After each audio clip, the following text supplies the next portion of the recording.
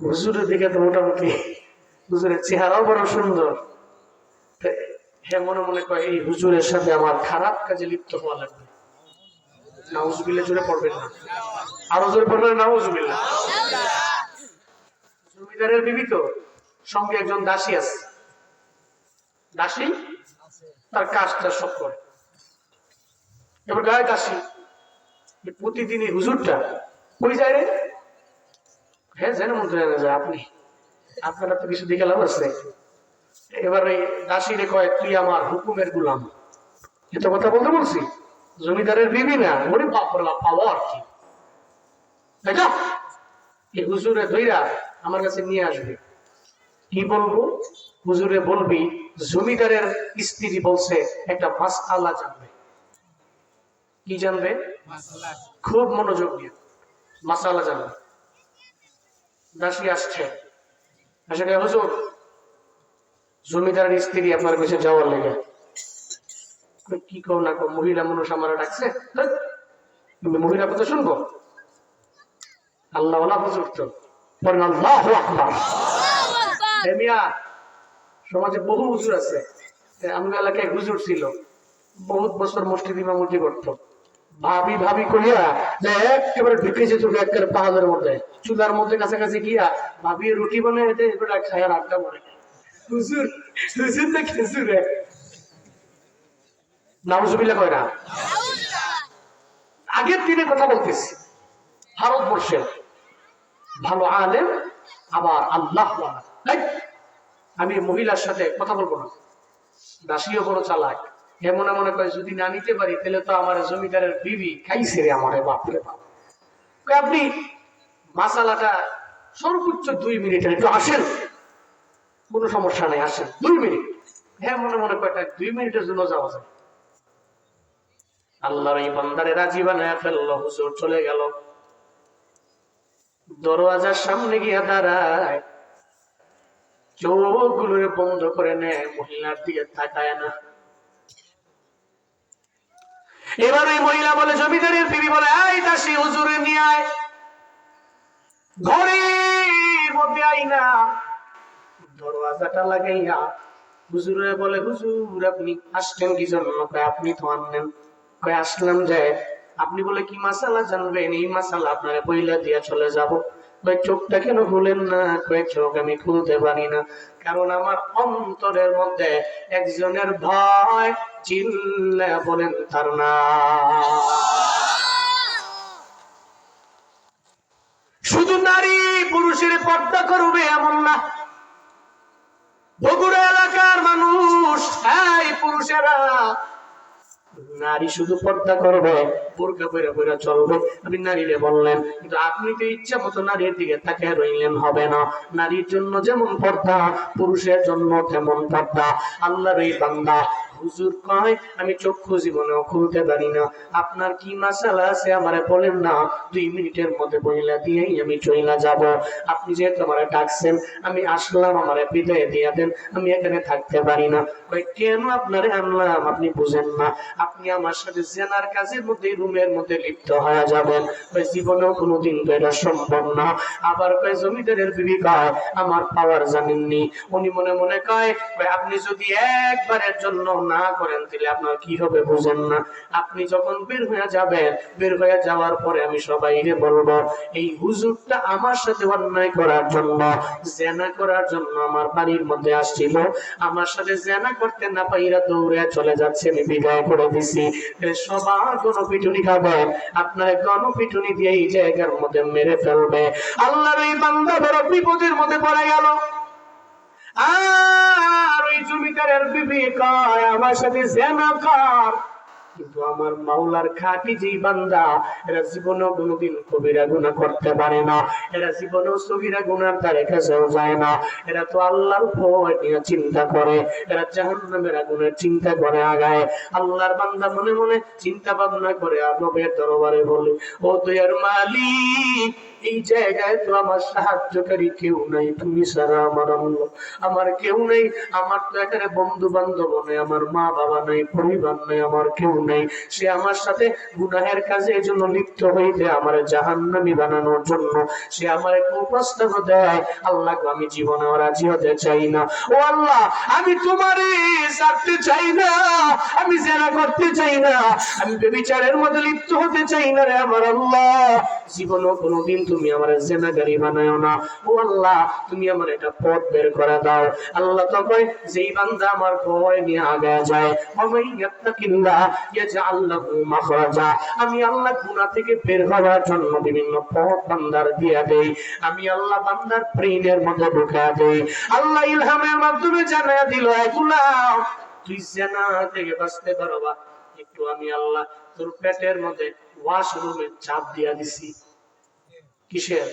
2 number toilet, টয়লেটের এমন চাপ দিয়ে দিছে আল্লাহ, ইলহামের মাধ্যমে জানায়া দিছে, তুই খালি কও আমি তো ওয়াশরুমে যাব। এবার এই মহিলা, তুমি তোমার সাথে জেনা করবা, তাই না? হ্যাঁ, জেনাটা করতে হইলে, এই খারাপ কাজ করতে হইলে তো মনে শান্তি লাগে। কি লাগে? কারণ পেটে যে অবস্থা, যে মুসুর মারছে, শান্তি তো নাই। মাঝে মাঝে দেখেন না পেট খারাপ হয় না, তখন দেখবেন যে খাইছে রে, যখন মুসা মারছে শান্তি নাই রে, কোন জায়গায় আছে ওয়াশরুম, দৌড় মারে খালি। কথা কোন ঠিক কিনা বলেন? যদি খালি 1 মিনিটে না যাইতে পারে তো লোক বিশেষ কেল্লা ফতে। মনে শান্তি নিয়েই তো যা করা লাগবে। কি করতে চাও? আমি একটু ওয়াশরুমে যাবো। হুজুরে মনে মনে চিন্তা করছে, হুজুরের বাড়ির ওয়াশরুম তো ঘরের মধ্যে নাই, ওনার ওয়াশরুম তো দূরে, দূরে না, ঘর এনে ওয়াশরুম বাইরে। উনি মনে করছে ওয়াশরুমে যাইয়া এরপরে কি বাথরুম টাথরুম একটা দৌড় দিব, শেষ আমি না আমার ভাই বলবো। এখানে তো জমিদারের বেবি, 2 তলার মধ্যে ওয়াশরুম বা রুমের মধ্যে। ঠিক আছে, যেহেতু আপনি ওয়াশরুম করবেন, এই যে দেন টয়লেট, বুঝলেন আর কি কাম হয়েছে রে, এখন আনতে যাবো কেমন। ওয়াশরুমে ঢুকছে, ওয়াশরুমে ঢুইকা বাপ মনোযোগ দিয়ে ওয়াশরুমে ঢুইকা ওয়াশরুম সারছে।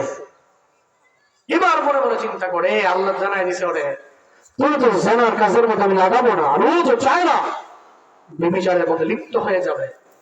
ওর সঙ্গে সঙ্গে ওয়াশরুম পেরা এই সমস্ত ময়লাগুলো তার হাতের মধ্যে মাখছে, তার শরীরের মধ্যে মাখছে, তার মুখের মধ্যে মাখছে, সব পুরা বডিতে মাইখা ওয়াশরুম থেকে বেরিয়েছে। এবার জমিদারের বিবি কয়, তুমি কে?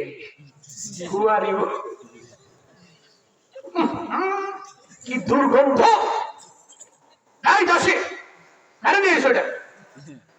কারণ লোক তো আগের এমন অবস্থাতে এই দুর্গন্ধ দুর্গন্ধ, তাড়াতাড়ি তাড়াতাড়ি ধইরা তাড়াতাড়ি বের করো আমার রুম থেকে।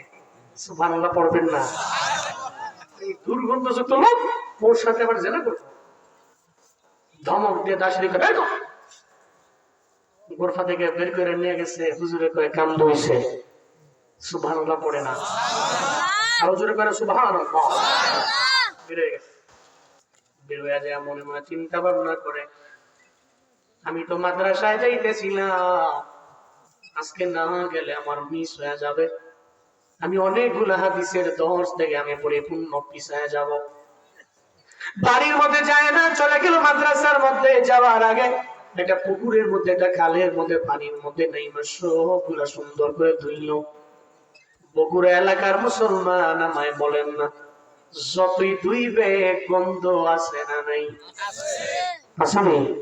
সাবান তো ওখানে নাই, পুরো বডির মধ্যে ময়লা এমন ভাবে লাগাইছে, সাবান ছাড়া তো জীবনে কোনোদিন নেই, গন্ধ যাবে না, পুরা বডিতেই তো গন্ধে ভরা। কিন্তু উনি ময়লাগুলো সরাইয়া সুন্দর করে পাঞ্জাবিটা পইরা এবার রওনা হয়ে গেল মাদ্রাসার মধ্যে।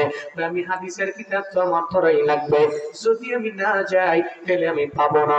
আল্লাহর এই বান্দা রওনা চলে গেল মাদ্রাসার মধ্যে। আবার ব্রেইনও ছিল খুব ভালো, হুজুরের ব্রেন ভালো, আবার বসতো প্রথম টেবিলের মধ্যে, প্রথম বেঞ্চের মধ্যে বসতো। কিন্তু আজকে যে শরমে লজ্জায় সামনের বেঞ্চের মধ্যে বসে না, একেবারে সবার পেছনের টেবিলের মধ্যে বসে রইল। এদিকে হুজুর যখন ক্লাসের মধ্যে ঢুকলো, হুজুর ক্লাসের নিকা দেখে যে ছেলেটারে আগে দেখতাম সামনে, সে চলে গেল পেছনে। তার মনে মনে চিন্তা, আমার দুর্গন্ধের কারণে সব ছাত্রদের কষ্ট হয় কিনা, আবার হুজুরেরও বড় কষ্ট হয়ে যায় কিনা। ওই হুজুর যখন ঘরের মধ্যে ঢুকলেন, ক্লাসের মধ্যে ঢুইকা হুজুর কয় কে আছো, এমন ঘাম এখানে কেন, কেন এত ঘাম, কেন রে?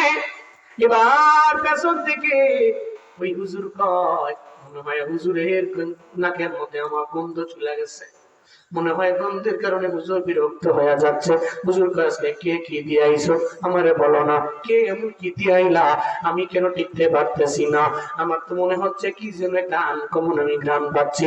এবার ভয়ে ভয়ে হুজুরের সামনে গেল, হুজুরের সামনে যাইয়া চোখ দিয়ে করে করে টপ টপ করে বেয়ে বেয়ে পানি পড়ে। হুজুর কয় তুমি কান্দো না, তুমি চোখের পানি ফেলা কান্না করো কেন? হুজুর আমার শরীরের মধ্যে দুর্গন্ধ, এজন্য মনে হয় আপনি আমারে ডাকলেন, আমারে বাইরেন না, আমার বিশাল বড় করুণ ইতিহাস। আমি মাদ্রাসায় আসতে যাইয়া এই আমার এলাকার জমিদারের যে বিবি আমার 2 তলার মধ্যে নিল, সব ঘটনা খুলে ফেলল। হুজুর কয় না রে, তুমি চোখের পানি ফালাইয়া কান্না করো না, তোমার চোখের পানি ফালাইয়া কান্না করো না, আমি তোমারে মারার জন্য আসি নেই। আমি তো আজকে কোনো আতর দিয়ে আমার বডির মধ্যে আমি ক্লাসের মধ্যে ঢুকলাম না, আমার অন্যান্য ছাত্রদেরও জিজ্ঞাসা করলাম, এরা কেউ হাত তুলেও নাই, এরা কেউ নতুন কোন আতর দিয়ে ক্লাসরুমের মধ্যে ঢুকে নাই। এই তুমি কি দিয়া ঢুকলো, কোন আতর তুমি পাইলা, আমার বুঝ হয়ে গেছে। ফাআম্মা মান খাফা মাকাম রাব্বিহি ওয়া নাহান নাফসা আনিল হাওয়া ফাইন্নাল জান্নাতা হিয়াল মাওয়া। আল্লাহর ভয় নিয়া যেই বান্দা চোখের পানি ফলাইয়া গুনাহ থেকে বাঁচার জন্য দৌড়ায়, ওই বান্দার স্থান হলো আমার মাওলার জান্নাত। এই আমার ছাত্র, তুমি আমার আল্লাহর ভয় নিয়ে ওই পায়খানার মধ্যে কি ময়লা লাগাইছো, তোমার ওই ময়লা লাগানো আমার আল্লাহর দরবারে এত পরিমাণে পছন্দ হয়ে গেল, আমার আল্লাহর কাছে এত পছন্দনীয় হয়ে গেল, এখন আর তোমার শরীরের মধ্যে কোনো গন্ধ নাই, দুনিয়া বিলাইনের কোনো ময়লার গন্ধ নাই, কোনো মূত্রের গন্ধ নাই, কোনো মলমূত্রের গন্ধ তোমার বডির মধ্যে পাওয়া যায় না। আল্লাহ পাক দুনিয়ার মধ্যে তোমার বডিতে জান্নাতি সুগরান দিয়া ভরপুর বানায়া দিছে।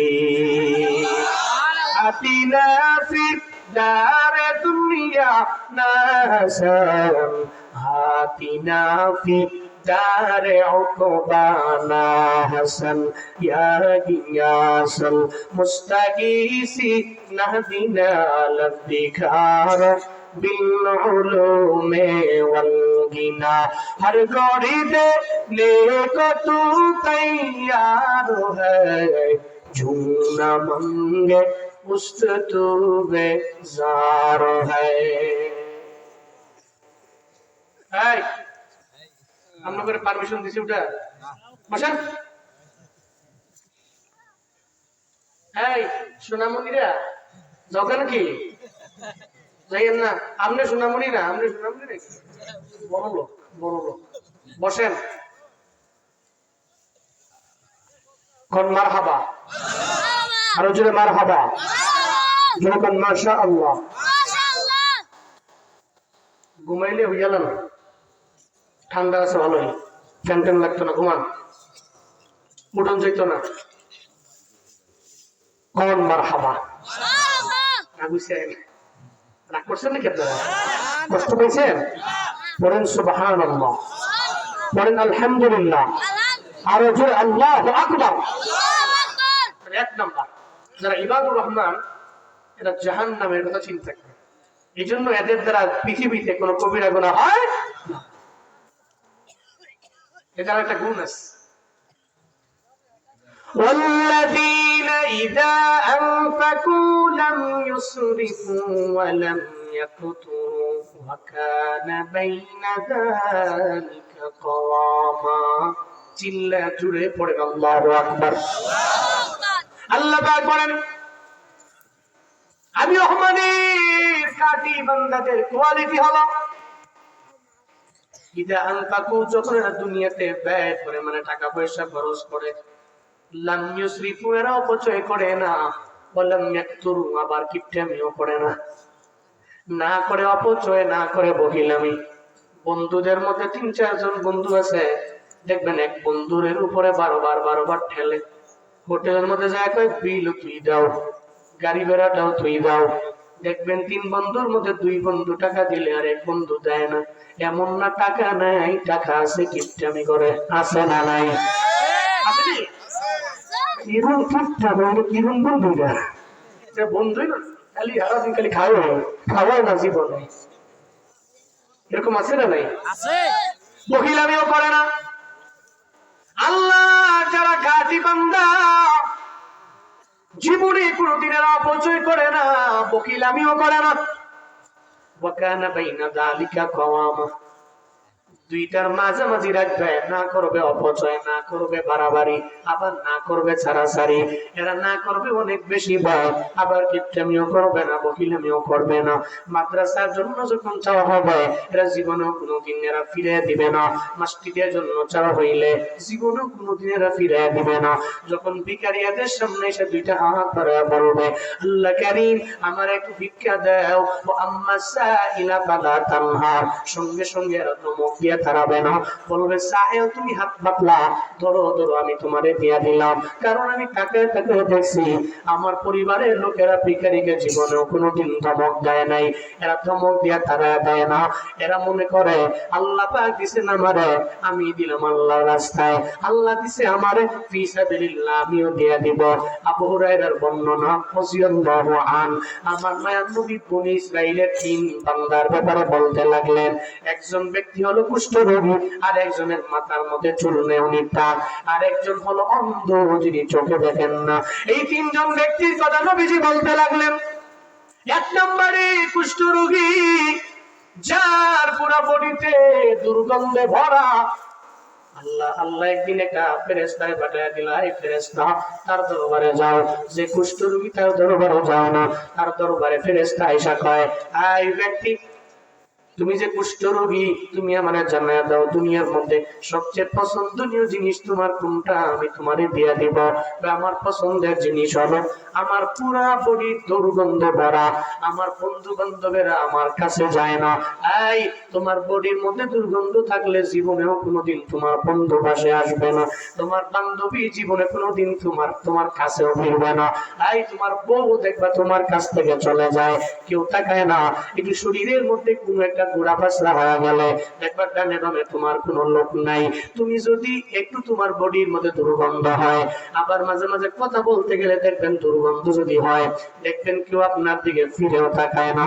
কুষ্ঠরোগী জানায়া দেয়, আমার পুরা বডির মধ্যে দুর্গন্ধের কোনো অভাব নাই, তোমার কাছে আমি চাই তুমি আমার পুরা বডিটারে ভালো বানায় দাও। ফেরেশতাকে তো আল্লাহ দিয়ে দিলেন সুপ্রিম পাওয়ার। ফেরেশতা বলে আল্লাহর হুকুমে তুমি ভালো হয়ে যাও, বলতে দেরি সঙ্গে সঙ্গে ভালো হইতে দেরি নাই। আল্লাহু আকবার। কুষ্ঠরোগীর পুরো লোকটা ভালো হয়ে গেল।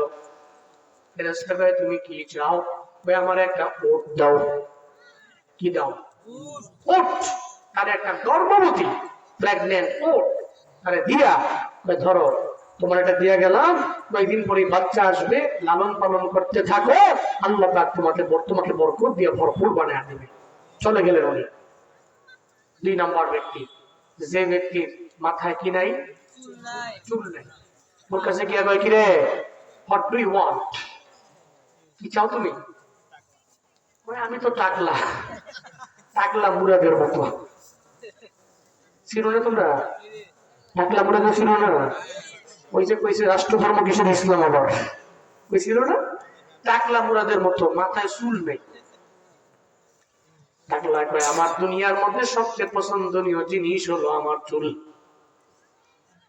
আমার ডানে বামে সব লোকেরা আমার দেখলে বলে টাক, তুমি যদি আমার মাথায় চুল দিয়ে দিতে পারো তাহলে আমার জীবনের সবচেয়ে বড় অর্জন এবং সফলতা আমি পেয়ে যাব।